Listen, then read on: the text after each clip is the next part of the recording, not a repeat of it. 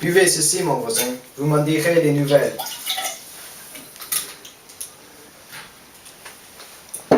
Ah, c'est merveilleux. Qui a fait cet élixir? C'est l'élixir du Père Gaucher, la joie et la santé de notre Provence, me fit le brave homme d'un air triomphant. Mais où le fabrique-t-on? À 2 lieues d'ici, dans le couvent des Prémontrés. Voulez-vous entendre une merveilleuse histoire? Oui, certainement. Cette histoire était merveilleuse, et maintenant c'est à mon tour de la raconter. Dans un presbytère déchu, une historiette légèrement sceptique et irrévérencieuse, à la façon d'un conte d'Erasme ou d'Adoucet. Il y a 20 ans, les pères blancs, comme les appellent les Provençaux, étaient dans une grande misère. Leur maison, dans ce temps, vous aurait fait peine. Un jour, pendant que les moines discutaient s'ils devraient tous prendre leur vol de leur propre côté pour éviter la pauvreté, on vint annoncer aux prieurs que le frère Gaucher demande la parole. Bonjour mes chers frères, comment allez-vous? En vous sent les vaches, il me vient une idée. Quand j'étais jeune, ma belle tante Bégon faisait une élixir délicieuse et je pense que je me souviens comment le faire. Pourquoi nous contes-tu cette histoire? Car si on le vendrait, on deviendrait riche et tous nos problèmes seraient résolus. Excusez-nous pendant qu'on discute notre situation.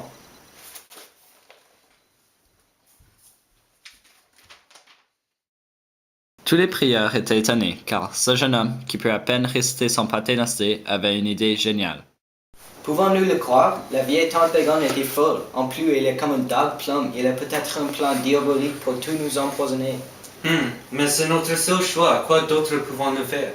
Je suppose que tu as raison.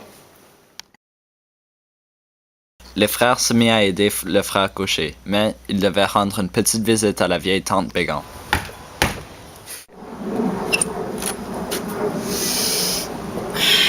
Ah bonjour. Bonjour tante, comment allez-vous? Ah ça va très bien. Que veux-tu de moi? Croyais que je m'étais débarrassé de toi il y a des années. Ah ma belle tante, j'aime tant vos blagues. J'aimerais avoir votre recette pour votre élixir que tu faisais quand j'étais jeune. Oui, certainement. Donc tous les frères blancs sont allés à la recherche de ces herbes pour que le frère puisse faire son élixir. Au bout de 6 mois, l'élixir fut grand succès, et le frère Gaucher fut nommé père.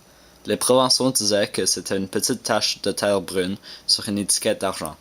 L'église a eu une deuxième vie. Tout a été remplacé, sauf la distillerie, qui était vraiment la vieille chapelle abandonnée.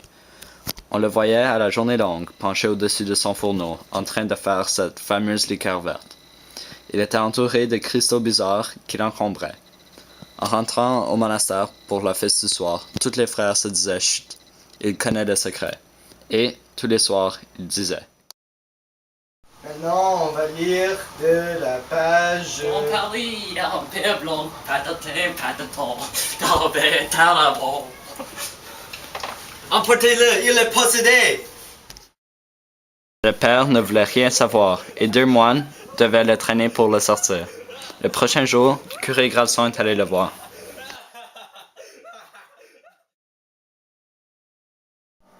C'est l'élixir, monseigneur. C'est l'élixir qui m'a surpris. Allons, Père Gaucher, calmez-vous, tout cela séchera comme la rosée au soleil. Après tout, le scandale n'a pas été aussi grand que vous le pensez. Il y a bien eu le chanson qui était un peu... Enfin, il faut espérer que les novices ne l'auront pas entendu. Dites-moi, bien comment la chose est arrivée. C'est en essayant l'élixir, n'est-ce pas? Vous aurez eu le maître l'autre. Oui, je comprends. C'est comme le frère Schwartz, l'inventeur de la poudre. Vous avez été victime de votre propre invention. Dites-moi, mon brave ami, il est bien nécessaire que vous laissiez sur vous-même cet élixir? Malheureusement, oui, monseigneur.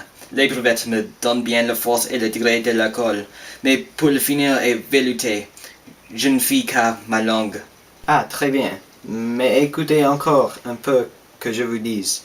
Quand vous goûtez ainsi l'élixir par nécessité, est-ce que cela semble bon? Y prenez-vous du plaisir? Et là, oui, monseigneur, voilà de soir que j'y trouve un bouquet en arôme. C'est pour ça que le démon m'a joué ce vilain tour. Je me suis décidé que me fierai qu'à l'éprouvette. Tant pis si la liqueur n'est pas assez fine. Gardez-vous-en bien. Il ne faut pas s'exposer à mécontenter la clientèle. Vous voilà prévenu, il ne faut pas passer 15 ou 20 gouttes.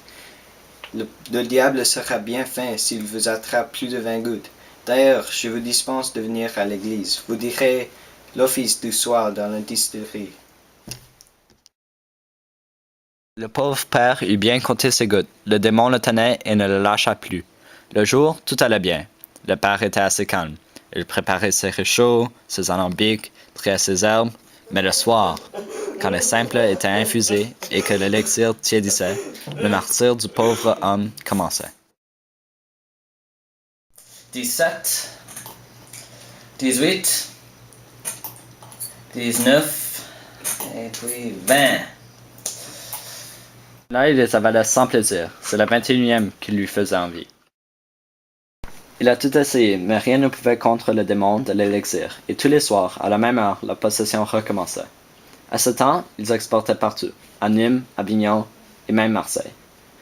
Un beau dimanche, pendant que l'argentier lisait son inventaire, avec un grand sourire, le frère gaucher entra dans la salle en criant.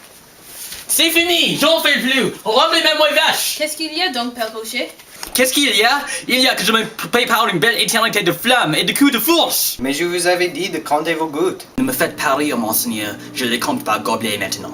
3 fioles par soirée. Vous comprenez que ça n'a pas pu durer? Faites l'élixir par qui vous voudrez. Que le feu de Dieu me brûle si je m'en mêle encore. C'est le soir que le démon vous tente? Tous ces soirs, maintenant, quand je vois j'arriver la nuit, j'en ai, sans faute de respect, les sueurs qui me prennent comme l'âne papal quand tu voyais Tisté Védène. Eh bien, dorénavant, tous les soirs à l'office, nous réciterons à votre intention l'oraison de Saint Augustine, à laquelle l'indulgence est attachée. Avec cela, quoi qu'il t'arrive, tu es pardonné. Au bout du couvent, derrière le vitrage enflammé de la distillerie, on entendait le père gaucher qui chantait à tue-tête. Un père blanc, patatin, patata, tarabin, taraban. Dans Paris, un père blanc qui faisait danser des mouettes, train, dans un jardin, qui fait danser des... Miséricorde, si mes parisiens m'entendraient.